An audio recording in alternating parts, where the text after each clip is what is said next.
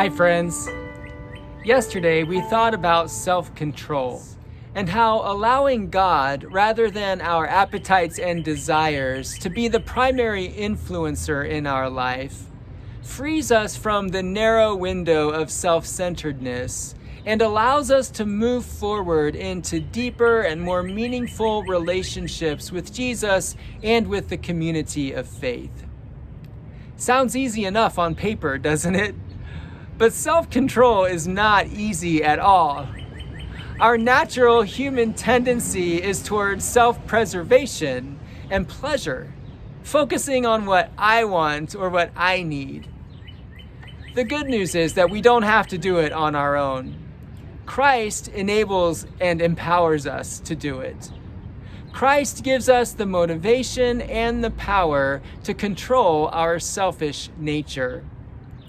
With the love of Christ in our heart and the teachings of Christ in our mind, the example of Christ in our attitude, and the influence of Christ in our decisions, we are able to see a much larger picture than just what we want or just what is in this moment.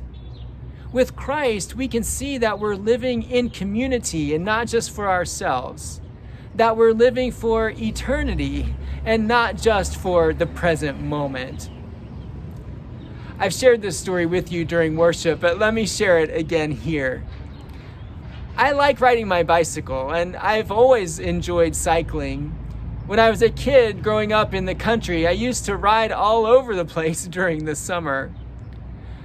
It's pretty flat down around Mount Sterling, Ohio, where I grew up, but there is a very slight decline on the approach to our driveway.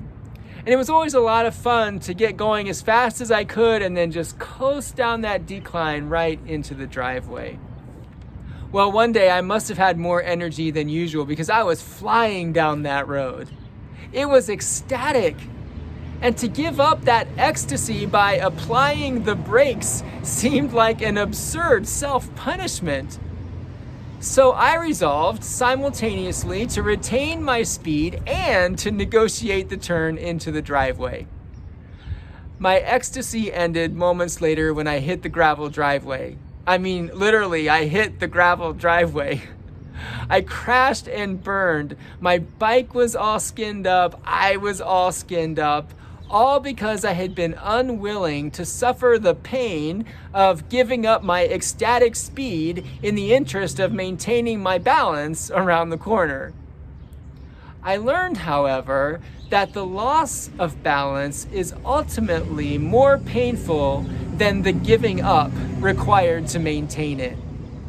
It's a lesson I continually have to learn.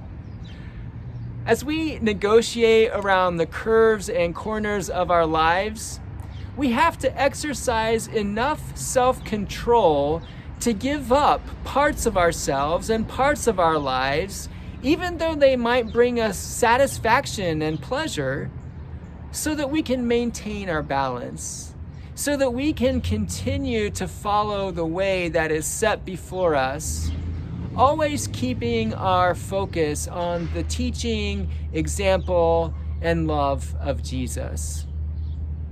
May we be able to say with the Apostle Paul, with a bold heart and a clear conscience, I press on toward the goal for the prize of the heavenly call of God in Christ Jesus. Thanks for listening.